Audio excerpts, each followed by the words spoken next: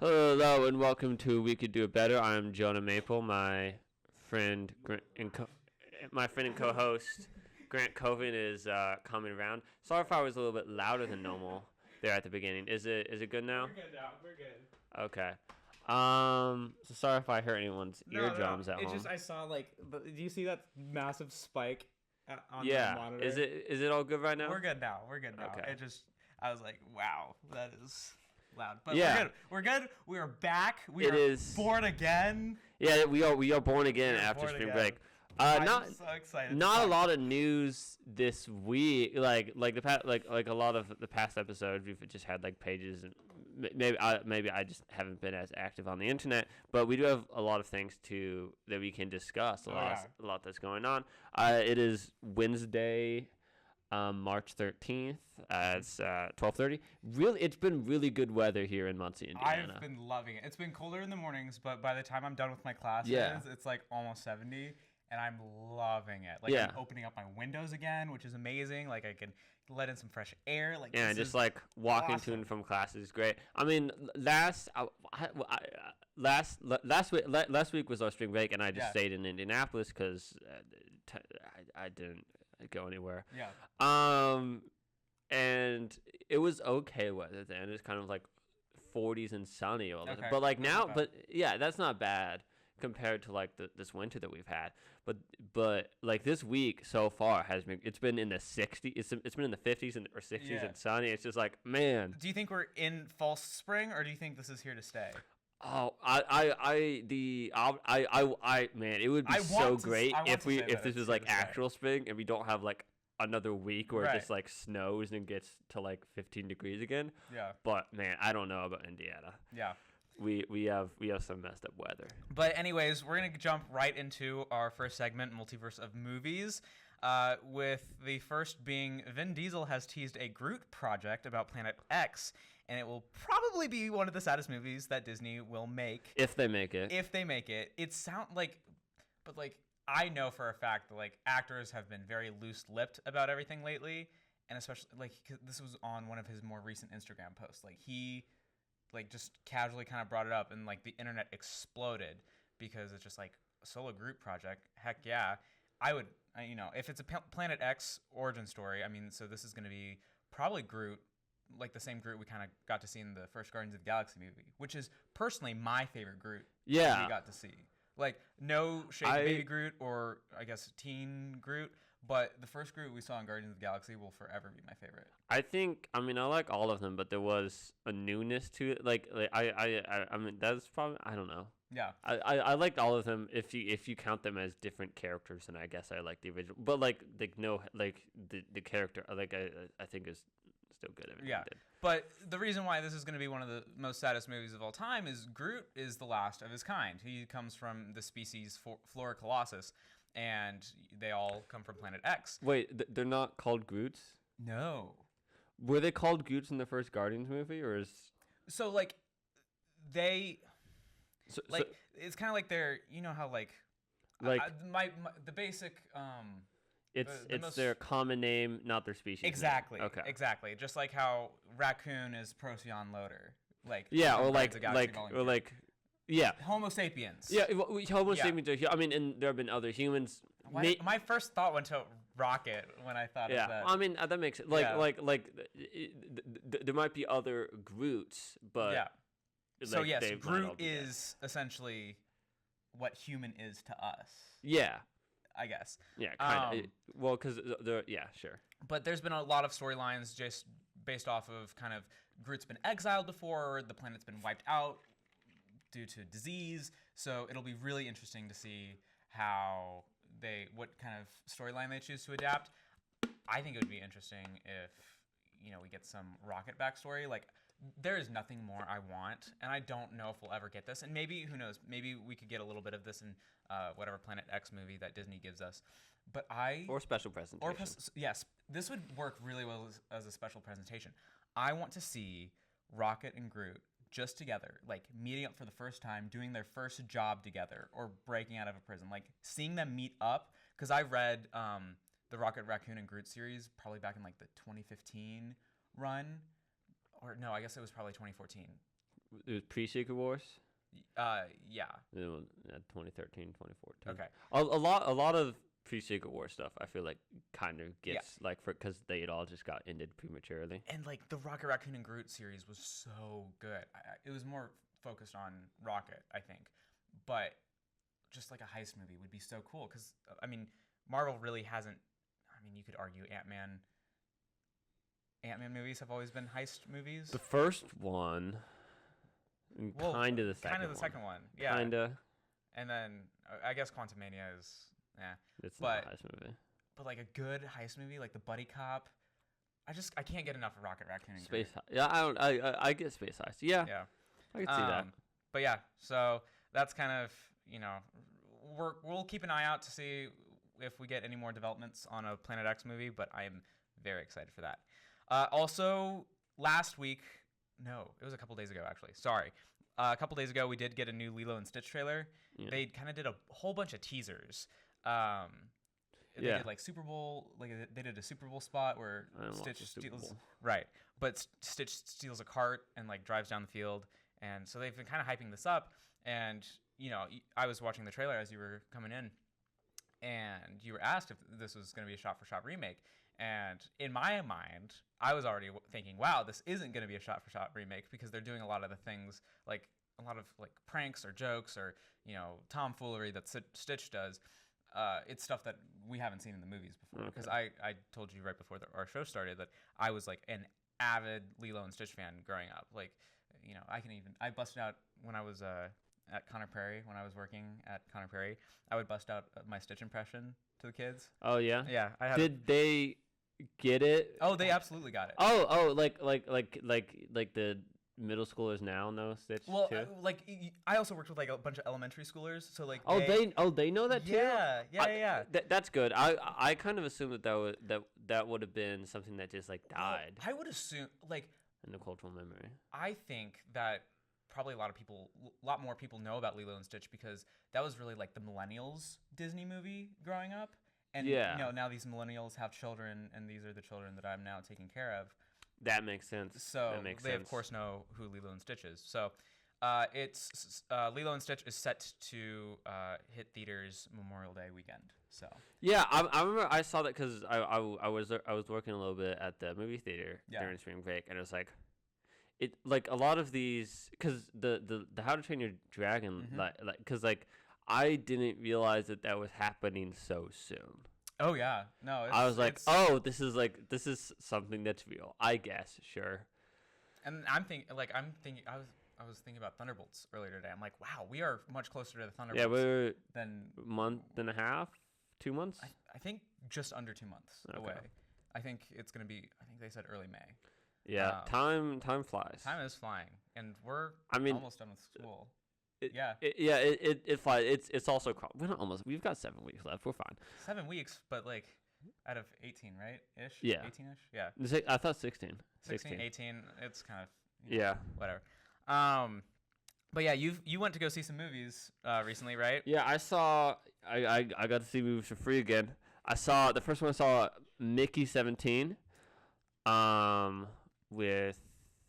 saw that one by myself. With Batman. Wait, did I see that by myself? Yes. It was. There's something so nice about watching movies on your own. Like I love doing that. I went to see Top Gun Maverick. I never saw movies by myself until I got to see movies for free, and then like it was like, hey guys, I'm going to a movie. If you're free, come with me. If not, I'm still going to see it anyway because I don't want to like waste. I don't want. I don't want to waste my perks. Yeah, it was pretty good. It's got a couple people in it. It was made by same guy who made Parasite. I forget his. Bong Joon-ho. But yep, Robert Pattinson in it is very good. He believably plays a like clone. Yeah, he and like the clones of like different personalities, and he. Oh, I didn't know that. Oh, I had no idea. Shoot, that might shoot that. I said shoot. That might be a spoiler. It's fine. It's fine. I hope it's not. But yeah, it's really good. He does a really good job of like playing someone who's kind of just messed up from dying 17. It's in the trailer. It's 17. He's died 17 times. I guess I don't know if this is a spoiler. Then you cut me off. But does he remember every single time he's died? Yeah. Oh. Don't ask how it works. It's good. It's solid sci-fi. I don't think that there's anything like it was built around around the visuals and the actors. Like sorry, it was built around the story. Yeah. Because it's from a book, and to some degree the actors' performances, but much more the story than it was the visuals. So the visuals are serviceable. I don't have a super good eye for bad CGI or anything like that, but like it told the story. It was never distracting. Yeah. And yeah, like there's really good political commentary with like the leaders of like how they compare to fascists of the day and of the past. There's a good commentary on that. There's good commentary about like what to do as a society. Yeah. It's very good. I like the kind of like space exploration. No, it looks like, amazing. Like starting a community subgenre. There's there's some good books I've read that kind of play with like if we start space colonies, what will it look like? Yeah. And they do a good job kind of presenting like the bad aspects of that, the dystopian aspects. Okay. It's pretty good. Yeah. Robert Pattinson is very watchable. It's not just like, and he always has like a weird performance. Mm-hmm. And in this, it works. It works because like he's died 17 times. Yeah. So he'd be a little messed up. Right. And the other actors whose names I do not remember also did a good job. I know Mark Ruffalo. Mark Ruffalo did a great job. Yeah. He did a great impression of a certain he orange. Went on like a Jimmy Fallon and talked about it. I don't know. I didn't see that, but like it is clear who he does an impersonation of. Yeah, I heard it too. And it's like it's good without being distracting. Yeah. And like it's still resonant. It does a much better commentary of that specific person than I think most fiction that has tried to do that since 2015 has done. I also watched The Monkey. How's that? I will make it. I have not read the Stephen King. I did not even short story, so I'm not judging it on the basis of that. I'm just judging it on the basis of this is a movie. Okay. It was kind of like a horror comedy, I guess. That's what I've heard. It was okay. It was really. It was. Death. Yeah, that was part of it, but also like there were just like normal jokes in it. Yeah. It was really only scary for the first 15-20 minutes. Like the first opening scene was scary. Oh, I wasn't even expected to be scared. I was just expecting torture and gore for. No, I mean, if it's not scary, then is it really whatever? It's horror to them, the characters, I guess. Yeah, no, but it's scary at first, and I think it's meant to be scary the entire way through. But kind of the way, because a lot of the horror comes from the gimmick, comes from the toy monkey. Yeah. And the first couple kills, like the first couple times it goes off, it's like that's not me spoiling. Like you know how it works from like the trailer and the premise. It is scary, and then it's just like, okay, this is the thing. It's not like we've seen this before. Yeah. Like, okay, move along. But like the story works, the acting is pretty good. Is it true? Because like the tagline for the movie was "Everybody dies and that's effed up." Is that true? I think that there was a tagline written by. My guess would be that sounds more like a tagline written by the studio. Okay. So not so much the case. Not like. I mean, it kind of plays with those ideas. Okay. I mean, like it's based off a Stephen King short story, so like it's like real, like literary ideas being played with about like fatherhood and about like fate and all that stuff like that. That makes sense. But I mean, it's okay if you really like horror, it's worth seeing it. I mean, it was a good use of my 2 hours. It was a pretty short movie. It was only like hour 40 minutes. If you have free movie tickets, it's worth that. Yeah, absolutely. I don't know if I'd spend $15 on it. But that's another thing. All right. Well, up next we've got a Punisher special presentation that was announced last week as Daredevil Born Again was hitting Disney Plus. John Bernthal promises it will be violent. Yeah, and John Bernthal, obviously the actor for Punisher, he's also going to be like he's co-writing it, right? I didn't note that. I was just. Yeah. I mean, that could very well be. All the right. case. Well, you go on. I'll look that up. Sure thing. But also, we're going to go on to casting rumors. Jesse Plemons has been rumored to be cast as the Beast in the MCU. Yeah, Hank McCoy the Beast, which I've seen him in a few things. I once again have not like seen an Bacon. Irish actor. I don't think so. I think I've only seen him play Americans. Okay. I could be. I mean, like if not, I mean he's I've Irish seen him American. along like Colin Farrell before, but I don't remember where. But anyway, if you're up to date on your MCU movies, Kelsey Grammer reprised his role as the Beast at the end of the Marvels. Yes. And he's still expected to be in the MCU before handing the torch off to Jesse Plemons, which I think is crazy because I think of Jesse Plemons as more of a like.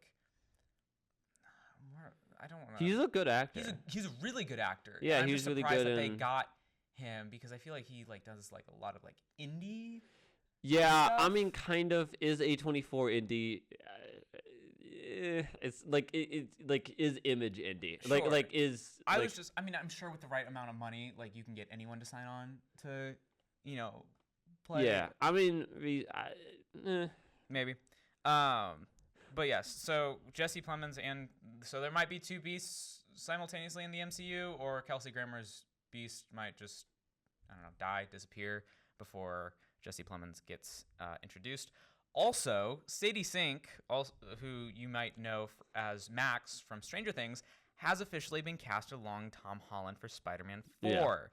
Yeah. What does this mean? So okay. We kind of And I had guess- a little conversation in our Google Doc about it, but Yeah. this, So this is actually, questions. I'll say I haven't given my opinions for Jesse Plemons. I like go ahead. I like Jesse Plemons as Beast. I think it's weird how much older than he is for the rumored age of the other characters, but I guess hasn't Beast always been like much more on the older side though? I mean, in the comics, he was the same. He was the same age as the first class. Like he was a high schooler along with him. He was, yeah. He was like they were all 16, 17, like Iceman, Jean Grey. He'd work well as a professor though. Like if Yeah, you're- and that's what they did Yeah. in the Fox X-Men Mhm. movies.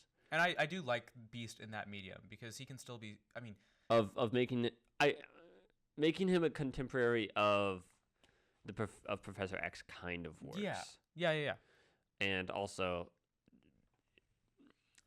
honestly, Beast has been more of a steady presence and welcome presence in Avengers books and in the movies than he has been in X-Men really since the 60s. Yeah. Like, they've done some interesting storylines with him, but, like, he kind of got bogged down in other stuff. Where it's just like, okay, we're not gonna deal with that character. It's I don't see the recording light on right now, so I'm gonna make sure that we're still rolling. Yeah, X-Men lore is complicated, but I don't know. I like Jesse Plemons as Beast. He's good at his job. As for Sadie Sink, I really like this. I think that she's the best of the Stranger Things like crop of like those age actors, right? Of the younger ones. Well, she very much because then she went on to do The Whale. With I haven't seen The Whale, but I saw her in Fear Street, and besides those movies being okay, I think that she might have been the best part. Like, might have been one of the best part of those. She movies. definitely gave one of the strongest performances in season 4 of Stranger Things. Yeah, and Especially with just it being her focus. Like the entire season was pretty much focused on her. Like she was the MacGuffin, really, at least for the last couple of episodes. she was the emotion, like she was the emotional through line of the A plot. Yeah. She was the most important character of the A plot, and I mean, part of it was also like Dustin and Lucas's feelings about her, but like not in like a but like it was mainly about her, and then 11 over in the other storyline, Right. and, kind of. But so like when I heard that Sadie Sink had gotten cast for, And these were just Spider-Man 4. rumors before. Oh, sorry. It was rumors that she was going to be Jean Grey. For the longest time. Now we know that she's being cast in the fourth Spider-Man movie. Which doesn't mean Jean Grey is completely out of the question. Yeah, there are a couple other things that Right. that she could be, and we'll get into You that. guessed Firestar. I guessed Firestar or Jean Grey. I think I think Firestar works better. Well, I think. Okay, because like obviously she could be she could be MJ and just be a different MJ. And that would just be like. Which I think would be Can you imagine weird. like Peter Parker being like, "You're MJ Watson too"? Like, I feel like that would bring up a lot of trauma, right? Yeah, that would be kind of weird. Like you had MJ, like either make it a new love interest or just it would kind of be like Superman only dating women who both their names are LL. Right. That's weird. Yeah. But I Give us mean, Gwen Stacy. I think it's more likely that gonna- she. I mean, I've seen some movies like she could be Black Cat. It's like. I mean, like not only like obviously she could dye her hair or like I don't care, but I do think that them going the route of like the 80s cartoon Spider-Man and his amazing friends, where Spider-Man kind of like makes friends with some of the X-Men mutant characters, Firestar and Iceman, which at the time Firestar was not an X-Men character yet because she was created for that show, but doing that I think would be. Because if it is called the Mutant Saga, right? Having different approaches for that, and maybe if that's like the X-Men movie comes first, but this is just a different approach. Like this is just another way that they are introducing the X-Men of like, hey, here's Firestar and Iceman or Jean Grey and Iceman, and they're roommates or friends or something. I think that would work. Mm-hmm. Once again, is that am I right about this? Probably not. Like, is this like? I don't know. It's very on. This is just one casting rumor. I'm probably gleaning too much of this, but I like this. Yeah. So I mean, do you? Okay. Do you like Firestar? I like Firestar better. I think Firestar would be, especially if you're trying to give Spider-Man new friends in this. I mean, clearly, I made in our shared Google Doc, I did make a Spider-Man and his amazing friends joke in there.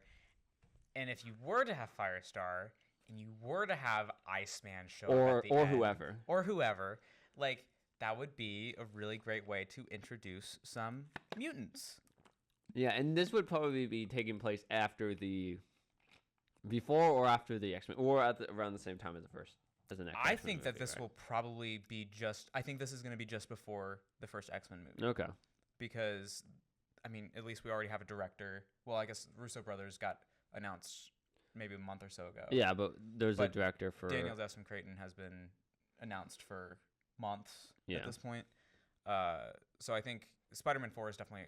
I think they already completed the script. I think Tom Holland already read the script for Spider-Man 4. Oh wow. So I think they're definitely moving a lot faster than. I mean, not faster, but they started. They're farther along. They started production earlier. So yeah, but also like mutants might be introduced into Secret Wars or Doomsday or whatever. Which that's I mean, yeah, we technically already have mutants with Namor and Comic-Con, but like they weren't like not like X-Men mutants. Yeah. We should probably move on to Don't Change the Channel because we're gonna have to talk about Daredevil Born Again, and we still have some main event game over stuff. Yeah. So we're gonna talking about. I got my shades to rep the. So we're gonna talk about the first 2 episodes of Daredevil with spoilers for the next 10 minutes. Yeah, we can break it down in 10 minutes. Yeah. We can do that. So if you want to come back after that, we're going to be doing a spoiler-free review of episode 3.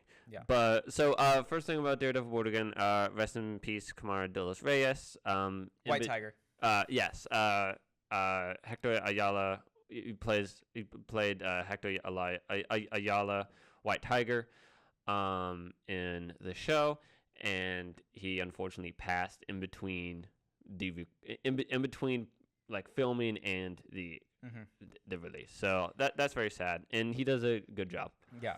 But yeah. Now you put down. What do we think the beat? Oh, okay. Well, or are we starting with episode 1? Well, yeah. Okay. Let's just do like a breakdown and what we think overall. All right. I think that's a different question. First of all, I would like to say that this finally coming out has been a dream because I was a huge fan of Daredevil, like growing up. Like I watched Daredevil way too young, but I loved it. I love the dark and grittiness, and I mean, like, yes, Daredevil has heightened senses, but for the most part, he's just an ordinary dude. Yeah, it feels, even though it's like even though it feels more grounded. Right. So after, Netflix had, sold Daredevil to Disney, I was like, are we going to get some, I mean, we really didn't know. There was a whole movement. There was a social movement called Save Daredevil, which this was after Netflix had kind of been, they kind of said, see you later to Daredevil, and the Save Daredevil movement started up, and everyone really kind of rallied together to get that started. And I think that's ultimately what got Daredevil Born Again to be made.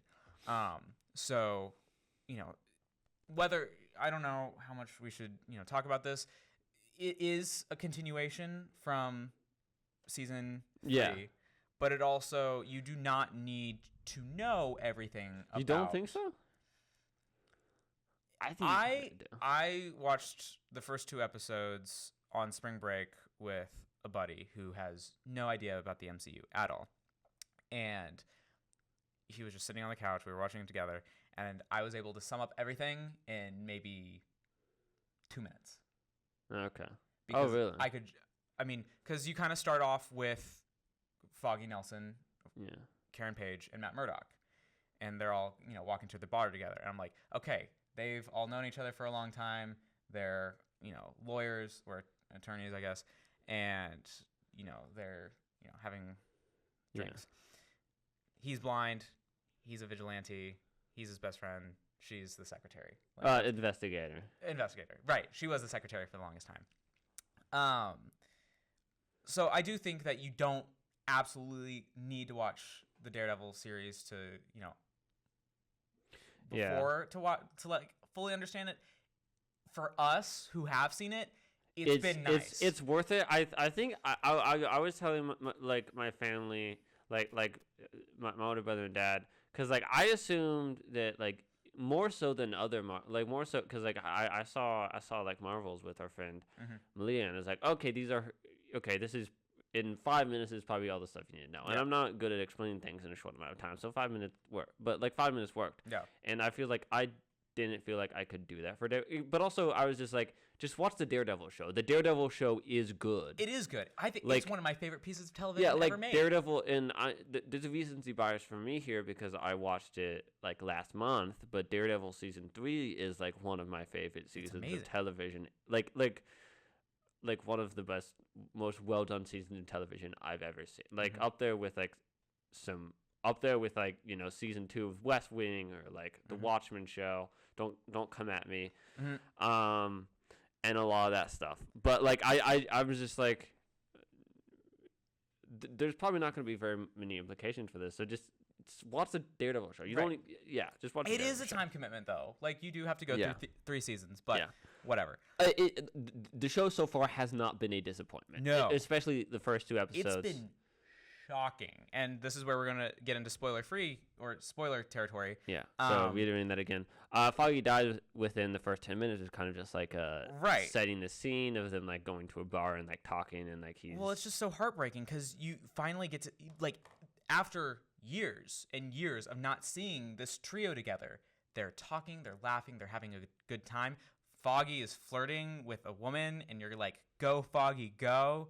And then he steps outside to take a call and just dead, shot dead by bullseye, and I shot up from the couch. Yeah, it was a long death too. So I was shook, and I think, and I mean, you had that amazing fight with Bullseye and Daredevil. Some people thought it was lackluster, kind of CGI.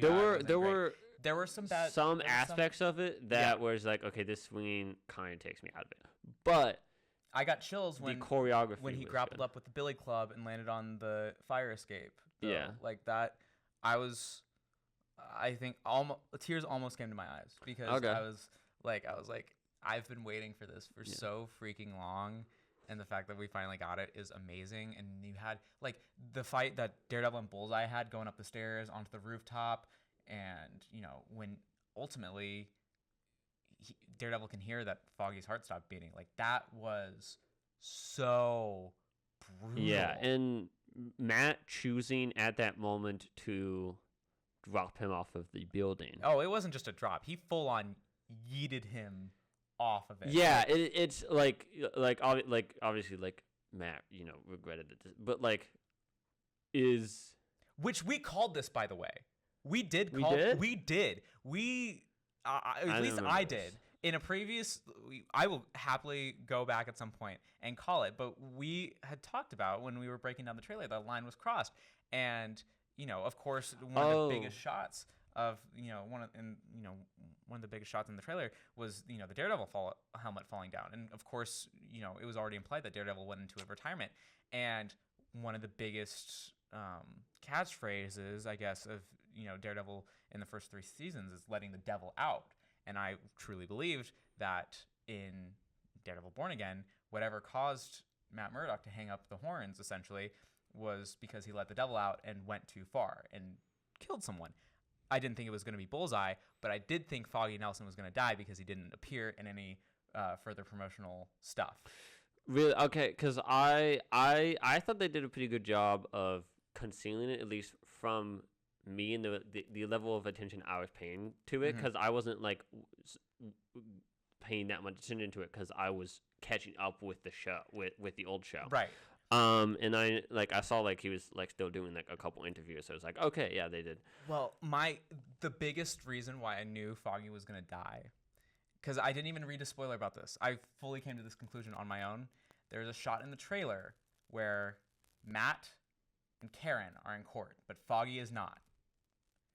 Oh, okay. Which just means that and Karen looks like an emotional wreck. Matt looks distressed. Yeah, and the way they deal with Karen's relationship later in that episode is very complex. Karen, it is very interesting. I hope that she comes back. She will.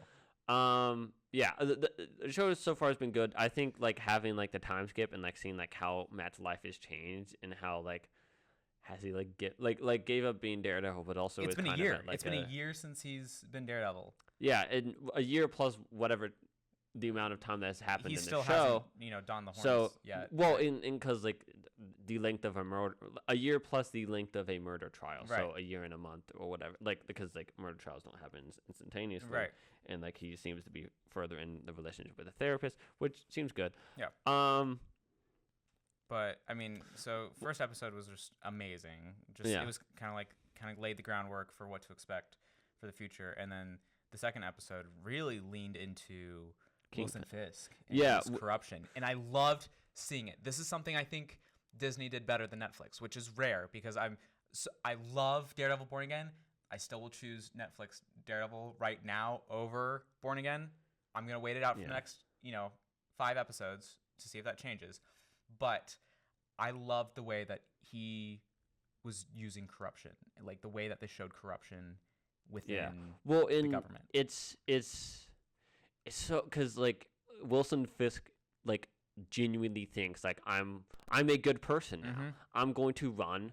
I'm going to be the city's mayor, and I'm going to be a good mayor because I'm stronger than these people. And I was like, well, yeah, that's what dictators think. Right. You can't do this like a good person because you're the kingpin. You've smashed someone's head in. You smashed someone's head in with a car door. Ben Urich. Yeah, you killed Ben Urich. Like you're not. Spoilers for season 1 of a show that came out in 2015. Yeah, catch up. But like. No, King, you are not the person to run this city. Yeah, like, and I think that's where the argument is or at least that's where I've taken it. Is like you, and I think, or at least like as someone who like knows a lot of who knows a fair amount of politicians and is a political science student, and like I think about these things a lot. We also got our first look at White Tiger in episode 2 as well. White Tiger. I was excited for. I knew White Tiger was going to be here. It is 105. We're gonna do another just like 2 minutes of spoilers, and then we're gonna move on. White Tiger's been very good. It's really cool to see a George Perez character. Love Yes. George Press. Um, I was so ready to see it, and I think in episode 2 you saw like picture like that he already has a family, which means his wife or daughter could take on the mantle of yeah, and White his Tiger. daughter in the comics. She's the most takes notable the mantle. Yeah. mantle because his wife did take it up. Oh, I didn't know that. Yeah, I'm not a huge White Tiger fan. yeah. Um, I've been in a White Tiger rabbit hole Okay. for the past week. Yeah. But yeah, I think that I think that's an interesting character. I think that the way that they deal with police in the show is very interesting. Yeah. Because like how like It's especially episode 3, which we can't talk too much about. Yeah. But like, oh my gosh. Actually, yeah. We're gonna move on to the non-spoilers. So, what do we think of the BB report? I love I it. want to hear It's more modern. It's like Wilson Fisk is clearly trying to appear to the younger demographic. Yeah. And using BB and possibly exploiting her. It's a very Kingpin move. It feels obviously like an homage to the or to me obviously because I've read it so many times and just studied it as a piece of the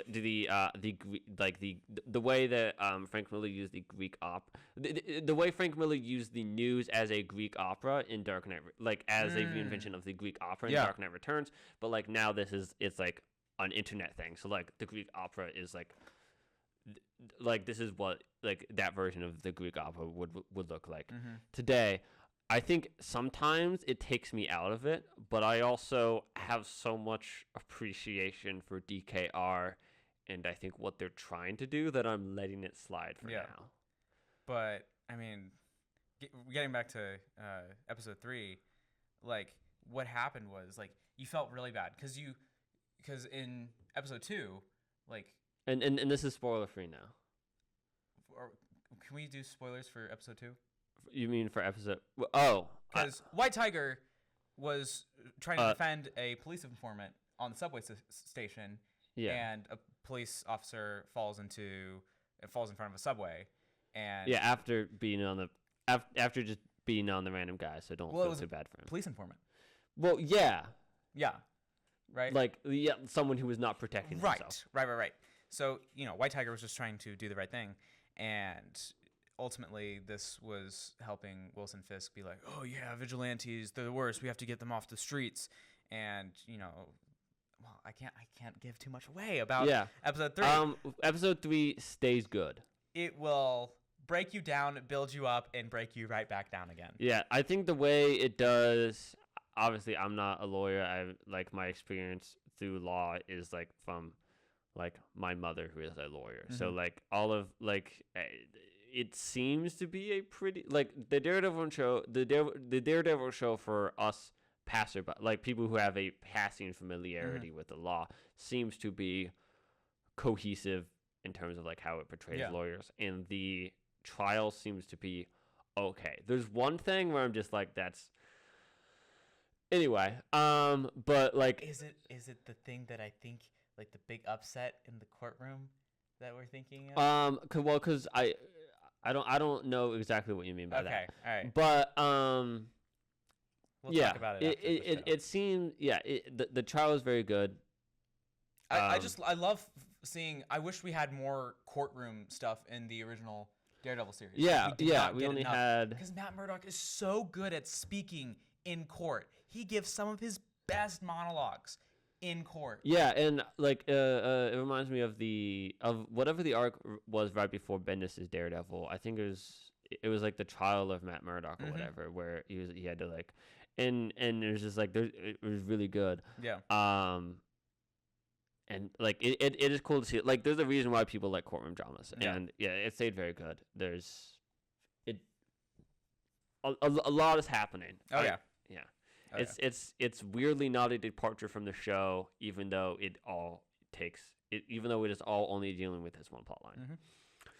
All right, so moving on to the next thing, to news about the Green I keep on calling it Green. They should just call it Green Lanterns. Why are they calling it Lanterns? Anyway, for the Lantern show, Porna Jagannathan, I forget who she's playing. But she's one of the leads in the Lantern show. She's also, I mean, the other thing I've seen her in was Never Have I Ever. She plays the main character's mom. Oh, she's yeah. very good. Good actor. Like confirms question mark that the Guardians of the Universe and the Sinestro Corps will be in Lantern. Well, she said Sinestros, so I took that to mean the Sinestro Corps. Sure.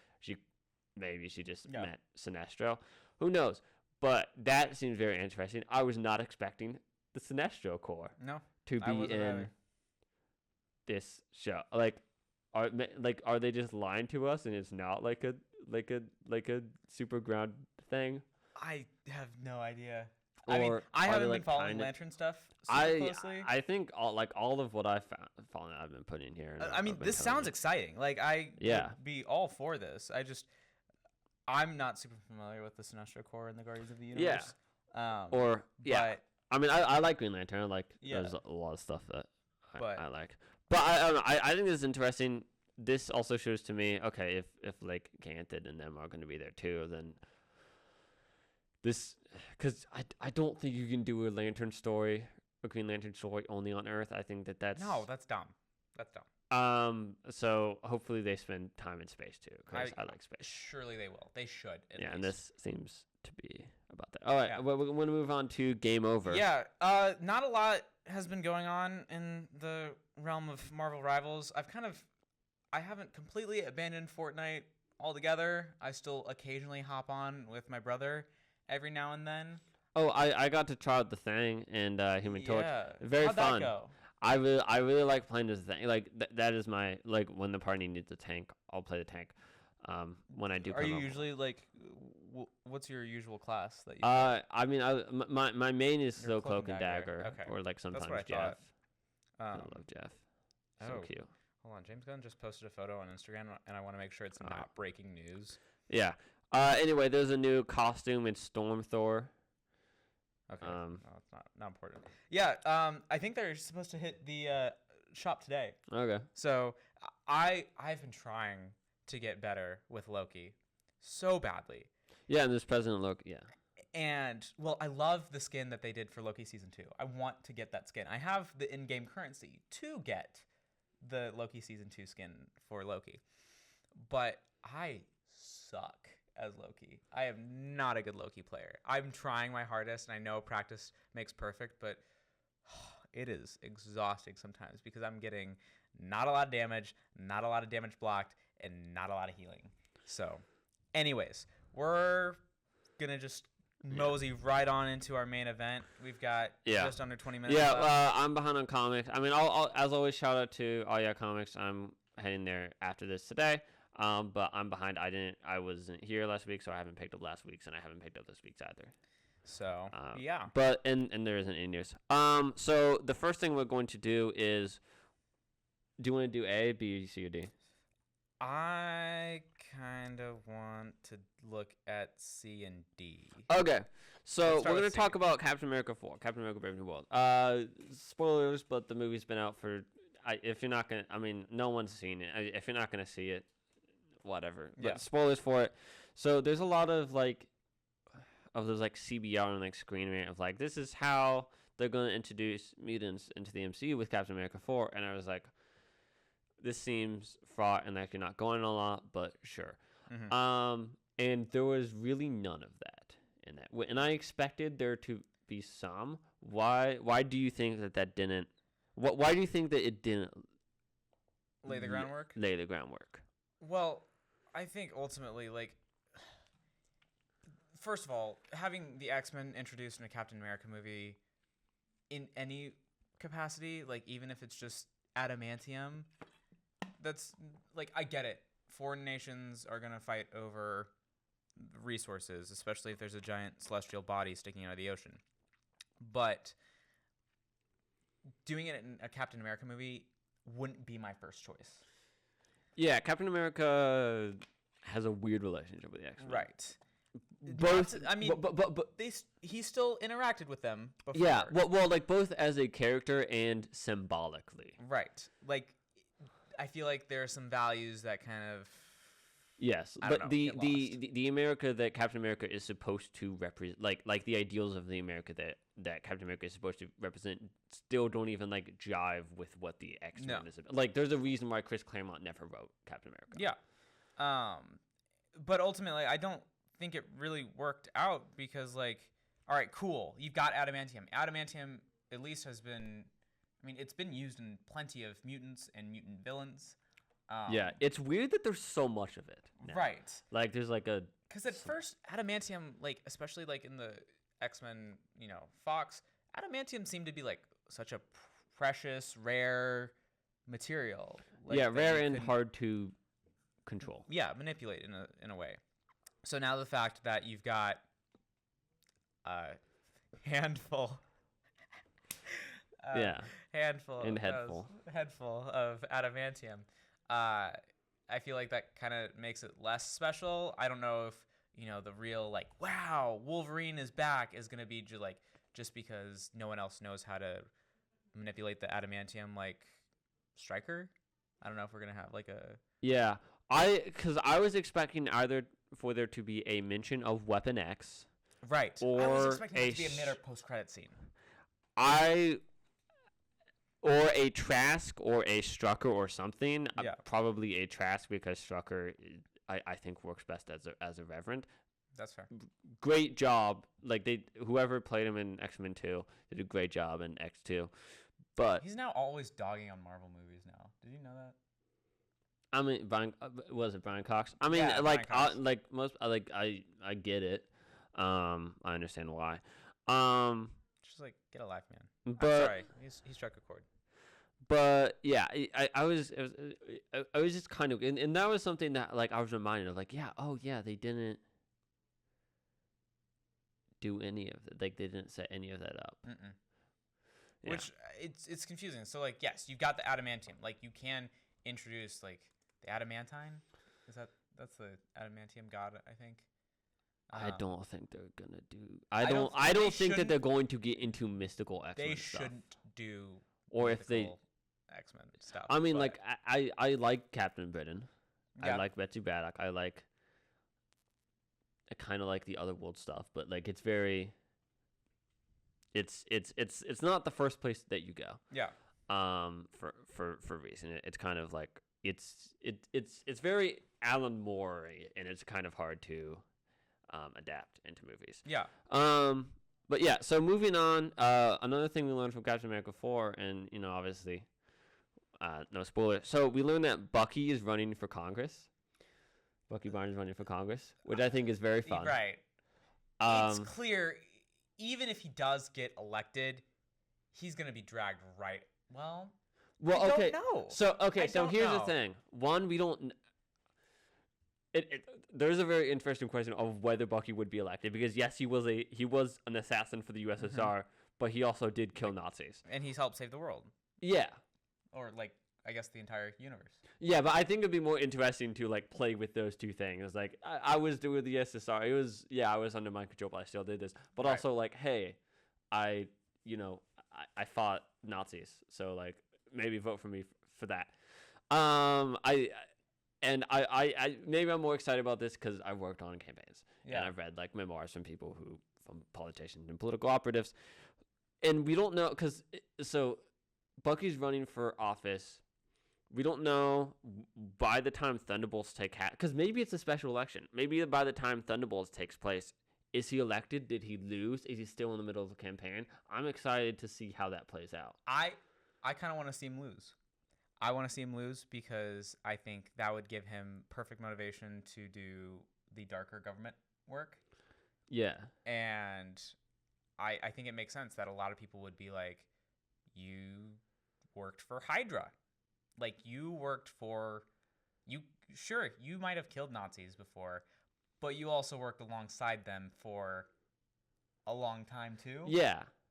So like it's like I'm sure people would feel very conflicted. It's just like you fought with Nazis. You fought Nazis, but you also fought with He was mind controlled. It's very different. Yeah, Right. but I like whether or not he would win. Like obviously, like there's no person like that, and because Hydra isn't real. nor is mind control. But I don't know. I think it'd be. I'm very interested, and I do think that that'll, because like they clearly added that scene in because of Thunderbolts. Yes. Because like they literally could have just edited it out if like that it would did not bring if any it was a, significance to this. yeah. I mean, it was cool to like have his friend like have Sam talking to his friend, but it was just supposed to have people like you and me be like, oh. Yeah, I mean, yeah, that was half of it. Yeah. I think that's very. I'm excited to see. I think that this. My guess will be that Thunderbolts still takes place during the election. You think during? Well, I mean, yeah, I think that they're gonna like blackmail him or something. Oh. Or work towards it. Like they're like, we can guarantee you. Well, I don't think he'd do that. No. You think it would be blackmail? Yeah, I don't think he'd do corruption. Okay. I would much rather just see him already lose and be like hit rock bottom and be like, all right. Yeah. I mean, as someone who has been on losing campaigns, more losing campaigns than winning campaigns.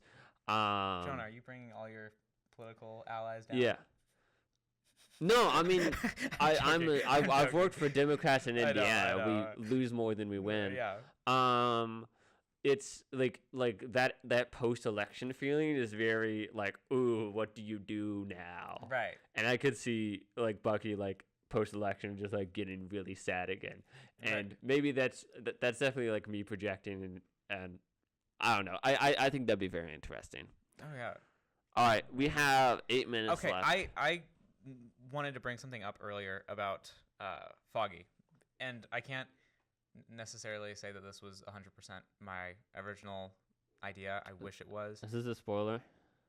Not so much so. Okay. I mean, it's related to Foggy's death. Okay. Spoilers for episode 1 of Daredevil. Right. It's been out for a week. Catch up. But so I've been going through breakdowns. Like literally my entire news feed is Daredevil born again stuff all the time. Yeah. And I was looking through like breakdowns and whatever, and Foggy Nelson got gunned down right next to an apartment that said 468.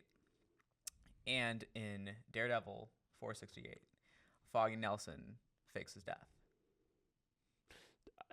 I don't think that was a fake death. But it was okay. But Nick Fury did the same thing before. Yeah, I don't think that they're going to bring Skrulls into that show. Also, we didn't turn green. It would be an amazing revenge story for Foggy, since Foggy was convinced that Daredevil had died for a long time. Like, I see where you're going. Like, I think that would undercut the story. Honestly, I do believe that Foggy Nelson is probably dead. I think if he came back, if he somehow survived, it would take a whole lot of meaning out of the first 2 episodes of Daredevil, because if he never really died, then he threw Bullseye off of a ledge for nothing. Yeah. I don't think that they're going to do that. I don't think they will either, but I would still that was just kind of a little tidbit of knowledge that I'm like, that'd be cool. But yeah. Okay, so we're gonna move into our next question for main event. Sorry, it's such a low news week, but hopefully these conversations are engaging as well. We had a super strong like Multiverse of Movies. Don't change the channel. We're just gonna. Yeah. We're not. We're not restrained by any like news stuff. We can talk openly. Yeah. Like much more loud. So, what are some comics and graphic novels that you love, but hope never get adapted? Because I was thinking about this the other. I think I was first starting thinking about this because I was reading Mouse. It was like, man, I hope that once Art Spiegelman dies, that they never. I mean, like, I hope he keeps on living, and he's still working right now, but he's gonna. I hope that they never try to adapt this into a movie, because that would take away its power. Okay, and you go first. Well, because I also read Animal Man, and I was like, man, Animal Man, foundational piece of superhero. Yeah. literature, like Grant Morrison's thesis statement about like reality and like doing stuff and like hope and stuff like that. And it's like, I hope that they don't make, because like there are some bad ones, like there's some bad adaptations. Watchmen, obviously, the movie. The sequel TV series is fine in my opinion. I think it is solid. Whether or not it should have been made is a different question. Sure. But it is good enough and does enough interesting things. The movie is just bad. Yeah. Or like, just Dark Knight Returns. They just did the book, but just slightly worse because there's no narration and the art is different and bad. Yeah. But like there've also been some good ones. And like some ones that like. A lot of like indie comics that like I was like they should really make it. They should really get on something that's killing the children, and it was like, yeah. And it was like, man, I really hope that they don't go. Well, so there's Animal Man. I also really hope that they don't go through with that. Kingdom Come. Really? I don't think. I think Kingdom Come is going to be James Gunn's Endgame. Well, I mean, like maybe like take the ideas of Kingdom Come. No, I think he's gonna do Kingdom Come. He is, but he his has been universe way too inspired by Alex Ross. But all of his stuff, but like he's already making a brighter universe. He is, but I also know James Gunn knows how to turn it down and make it dark. Yeah, but it's kind of like it's never pessimistic because like Kingdom Come is born. Because Kingdom Come is so much. It's about, but like I don't think you can remove like I don't think you can remove Kingdom Come from the context of the '90s comic of like how dark and gritty and exploitative '90s comics were. I think when you do, it loses its power. So I don't know. Yeah. I might have to disagree with you on that because clearly there's a lot of range being shown in the DCU right now. Yeah, there's going to be a lot of different tones set. Like Superman, yes. Like I could never imagine Kingdom Come happening in that same tone as the next Superman movie that's coming out. However, you could absolutely still take David Corenswet's Superman and still drop him in Kingdom Come 10, 15 years later. Okay. I don't know. That's just me thinking out loud. Because I feel like, especially when once James Gunn was announced to kind of lead with Peter Safran to take over DC, I felt like I was seeing Alex Ross Kingdom Come stuff. Yeah, he like all the time. The first image was like the group standing at Kingdom Come, and it's like, oh, that's, and then I read it and it's like that's kind of weird. Because like James Gunn is a huge fan, and I know like it is a lot of people's favorite comic book of all time for good reason. Yeah. It is phenomenal. I also don't think because like. And not to say that I really agree with you that I don't think Kingdom Come should be adapted, but I think it's going to be adapted anyways. Yeah. Well.